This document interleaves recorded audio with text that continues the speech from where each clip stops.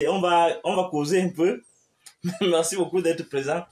Alors, mon ami Valsero m'a fait l'honneur, en tant que frère, de m'interpeller sur un ensemble de questions. J'ai beaucoup apprécié le ton qu'il a utilisé, qu'il a employé et la profondeur de son questionnement. D'aucuns pourraient s'attendre à ce que ça énerve certaines personnes, mais moi, je me dis qu'il a posé des questions de fond. Les gens sont étonnés de me voir toujours libre. Effectivement, Valsero a raison en ce sens-là. Ça veut dire que les gens, il me dit oui, donne le secret, comment tu fais? Sauf que bon, lui quand il le dit, je perçois une petite, un doute, un doute sur ma personne. Et bien évidemment, je peux vous rassurer, si les gens du pouvoir pouvaient vous écouter, comme ils vous écoutent, et ils allaient bien rigoler, parce que je suis un esprit incorruptible. Il y a cela quelques jours, je parlais avec l'un d'eux, parce que je partais lui faire comprendre que le service qu'il occupe, c'est un service public. Comme d'habitude, j'ai eu aussi son numéro comme ça. Par des gens, quand je formule une demande, les gens m'envoient les numéros de ces individus. Je suis allé dans son bureau, je lui ai dit, monsieur le directeur général, vous êtes dans un service où on contribue, nous, agents de l'État, fonctionnaires, à ce que vous mangez, à ce que vous ayez tout ça, ces carburants, toutes ces voitures-là. Il n'est pas question, par rapport à la faveur qu'il lui demandait, il peut se reconnaître, il n'est pas question que nous, avec notre argent, que vous fassiez n'importe quoi et que vous ne puissiez que vous réussissiez malgré tout à nous interdire d'avoir accès à votre lieu, à votre institution. Je ne vais pas donner le nom. Mais je m'apprête à faire quelque chose et vous aurez des nouvelles bientôt. Bon, ça c'était une parenthèse. En fait, juste pour faire comprendre aux gens que même ceux du pouvoir se posent ces questions sur moi. Est-ce que la même chose, lorsque les gens me voient, ils se disent, bon, sûrement les gens de Camp lui donnent beaucoup d'argent. Pareil, vous aussi vous dites, mais sûrement le gars, il a des accointances avec le pouvoir. En fait, c'est le propre de la philosophie d'être complexe.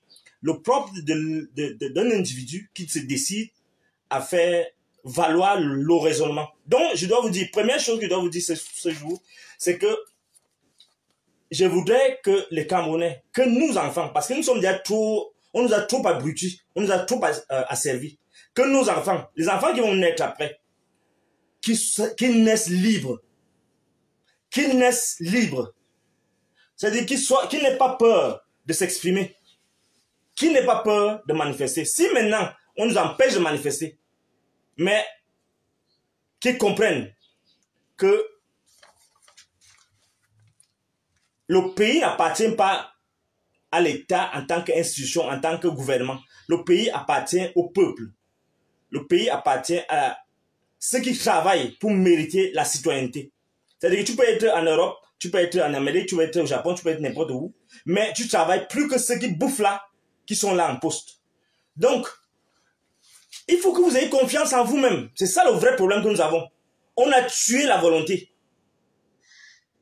On a tué la volonté parce que quand j'ai réagi, quand j'avais commencé ma guerre, au départ, avec l'institution universitaire, avec l'enseignement supérieur, mes propres collègues fuyaient. J'avais interdiction de leur parler, de les saluer même.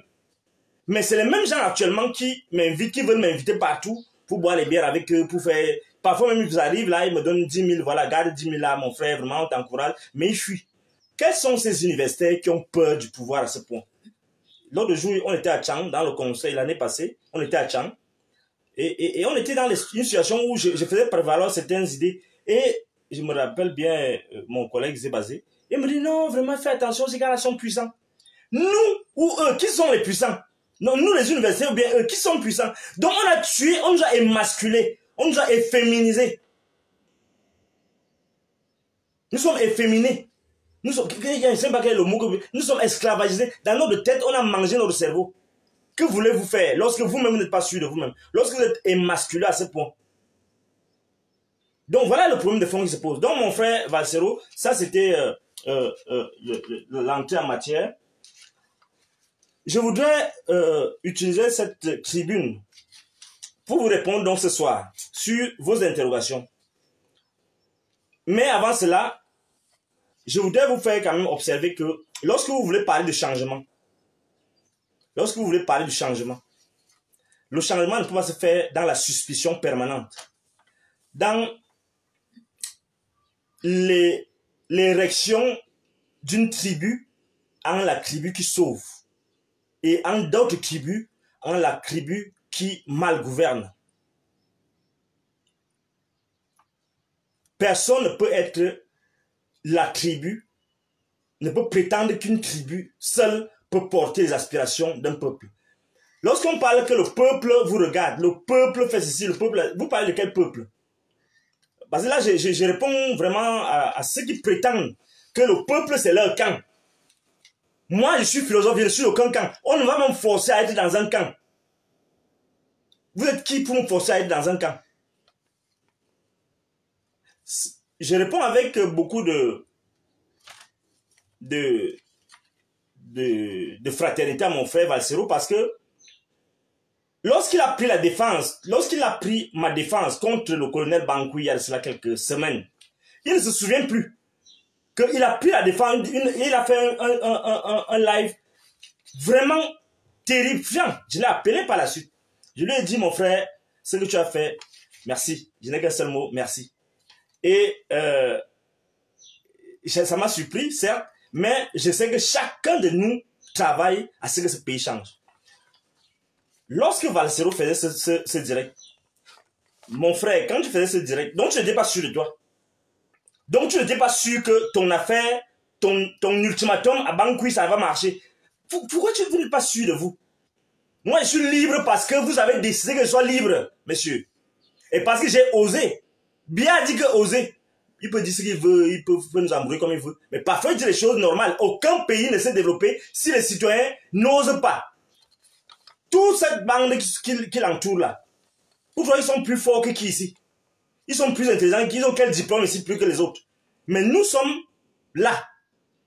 Nous subissons leurs coups. Et nous sommes silencieux. Et vous voulez que Paul Biya règle ces problèmes-là? Il y a des choses claires qui sont là, qui sont nos droits. Un professeur d'université qui ne peut pas dire que le président de la République, qui est le président du Conseil supérieur de l'enseignement supérieur de la recherche scientifique et technique, ne vient pas présider pendant 40 ans qu'il est au pouvoir. Et vous me dites que moi, étant syndicaliste, je ne dois pas le dire. Parce que si je le dis et qu'on ne m'arrête pas, je vais devenir suspect. Mais quel est votre mode de raisonnement? Ou bien vous êtes incapable de raisonner, ou bien vous êtes incapable de comprendre que dans un pays, il y a des moments comme celui-ci où le peuple est à bout. Il suffit d'une petite étincelle pour que ça éclate.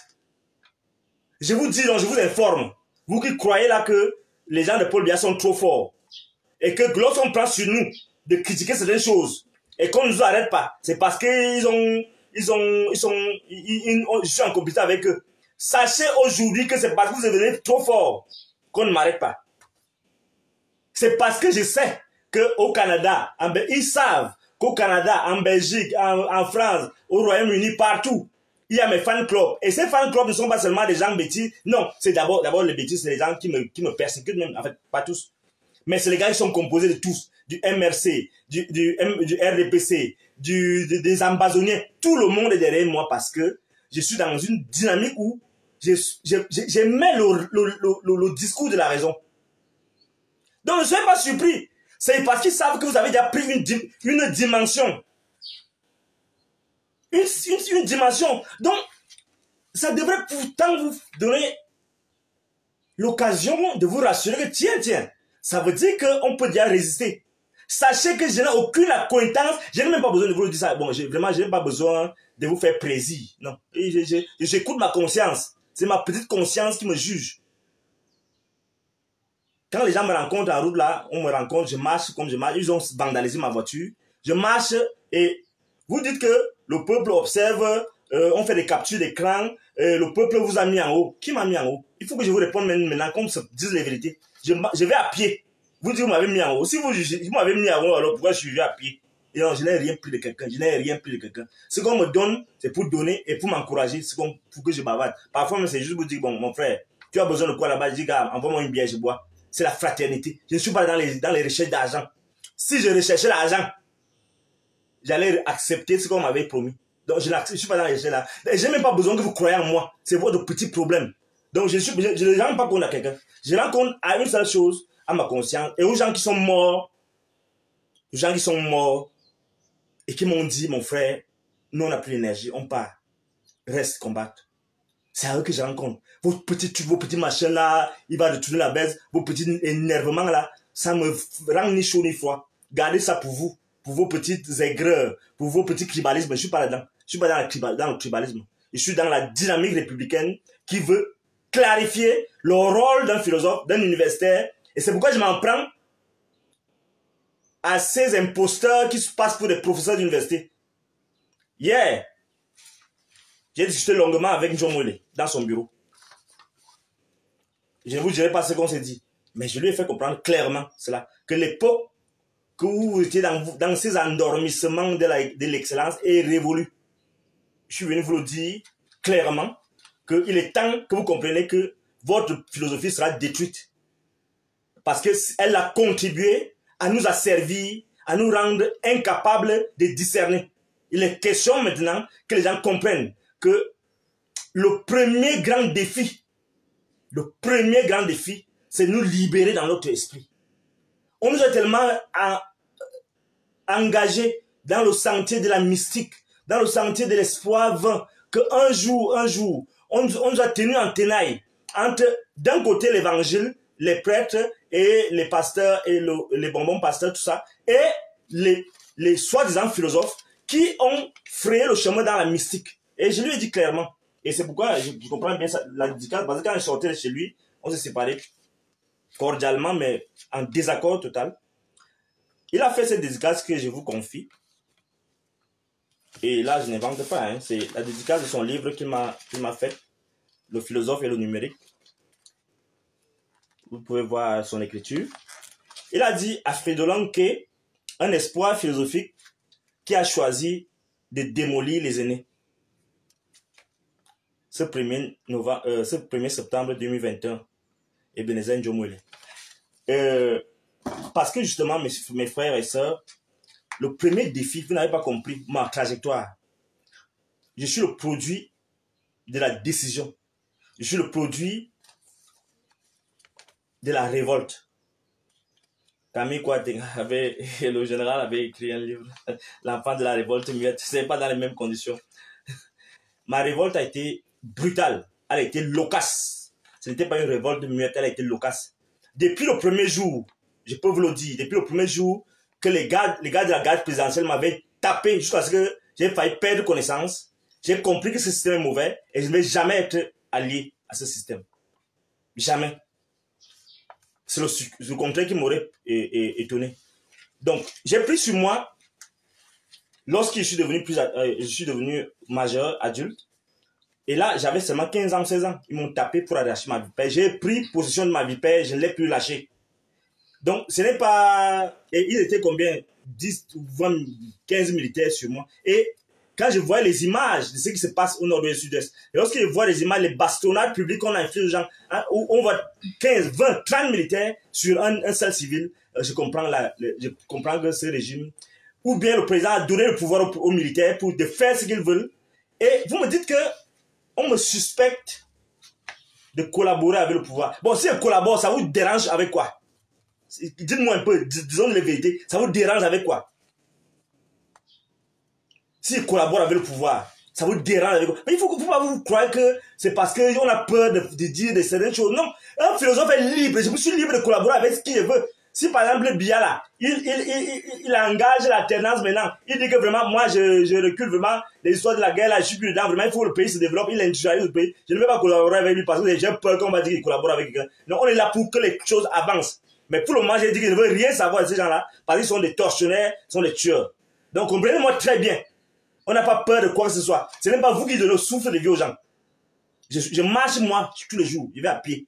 Donc, je n'ai pas besoin, si vous voulez les voitures, vous voulez tout ça, les immeubles et tout ça, je prenais déjà ça chez les autres. Donc, ce n'est pas vous qui allez me donner la vie. Vous qui bavardez beaucoup dans les réseaux sociaux là.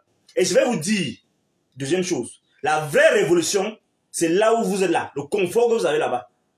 Ceux qui bavardent beaucoup, je sais qu'il y a beaucoup de profils, de faux profils, ça je comprends très bien. Mais sachez que la vraie révolution, si elle doit avoir révolution, c'est là où vous croyez que vous êtes caché là-bas en Europe, en Occident. La vraie révolution, c'est casser ce noyau qui exploite l'Afrique, qui pille l'Afrique pour vous donner ce petit confort que vous avez là. La vraie révolution qui doit se faire, c'est là. Il faut que ce noyau de privilège tombe. Si vous ne pouvez pas donc comprendre cela, il y a eu une petite interruption. Si vous ne pouvez pas donc comprendre cela, sachez que vous allez courir dans le sac. Donc, la première question, c'est ça, hein, mon frère Valsero. Oui, vraiment, tu as des doutes, tu sens quelque chose, oui. Il faut sentir ça. Parce que tant que tu ne sens pas ça, tu ne sens pas le philosophe. Le philosophe, la philosophie, je l'ai dit à John Moyle hier, la philosophie vient de renaître. Et vous allez comprendre c'est quoi la philosophie. Parce qu'avant, vous avez embrouillé que la philosophie, c'est l'excellence, c'est être réservé, comme le professeur John Moyle disait hier, que non, vraiment, la philosophie, c'est pas ça, c'est pas t'en prendre à tout le monde. Je dis non, tu ne peux pas organiser. Vous êtes ceux qui ont organisé la philosophie au Cameroun pendant des dizaines d'années. Vous ne pouvez pas mettre des individus dont vous êtes convaincus qu'ils sont des plagiaires et prétendre que vous allez changer les choses et que vous êtes philosophe. Je l'ai dit à John Moyle hier. Vous ne pouvez pas faire ça. Qu'un type qui plagie, il plagie littéralement tout le cours de Mononjana. Il change les grades avec ça.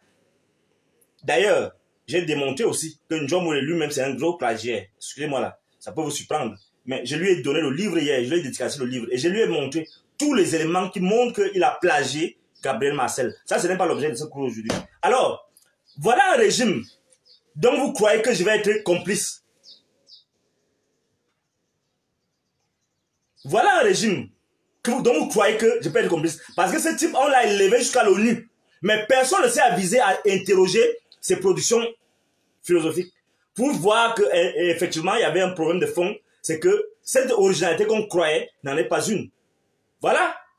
Tout cet ouvrage, toute la première partie de cet ouvrage, avant que je pose les bases de ce que je comprends de la philosophie, de ce que j'entreprends comme refondation des pratiques philosophiques, toute la première partie démontre que la mystique de l'excellence de John Moyle, effectivement, ne peut plus tenir parce qu'elle repose sur des contre-vérités, sur une mystique éculée et surtout sur un plagiat évident. Donc, mon frère Valsero, on ne m'a pas mis en haut, on ne m'a pas fabriqué, parce que vous ne savez pas qui m'a fabriqué. Moi, ne nous amenez pas les choses du RDPC. Non, c'est la Talibanie qui fabrique les gens. Non, on ne fabrique pas les gens comme moi. Ils sont une surrection de Dieu. Ils surgissent de nulle part et ils s'affirment. Je vous dis, l'homme dont parlait Oumyobé, c'est moi. Parce que je viens là, polyglotte, je sais là, je suis là, je m'impose avec ce papier vierge, ce pain vierge, qui n'est que les mots, mais qui fougroie tout. Les autres ne peuvent pas. L'objectif principal, comme tu me demandes, comment j'ai pu résister à ces gens-là? Comment j'ai une stratégie depuis des années. La première chose à faire, c'est manger le cerveau de leur cerveau. Ceux qui considèrent comme leur cerveau, le Orang-Guinée, les Nkolofou et les petits gens-là. Tu manges leur cerveau, tu les bats sur le terrain de la pensée, de la rigueur intellectuelle. Première chose. Vous voyez donc, ils sont tous en lambeaux. Le cerveau est en lambeaux. Ils ne peuvent pas me résister. Lorsque j'écris des crimes, ils peuvent écrire tous les jours. Tu ne peux pas me résister. Donc, du coup, il faut d'abord les battre au point de vue des idées. Vous passez donc votre temps à penser que non, nous, on t'a fabriqué, nous. Non, Pascal a dit, le moi est haïssable. Cessez de parler de vous. Je l'ai dit au président comme l'autre jour. On ne peut pas prétendre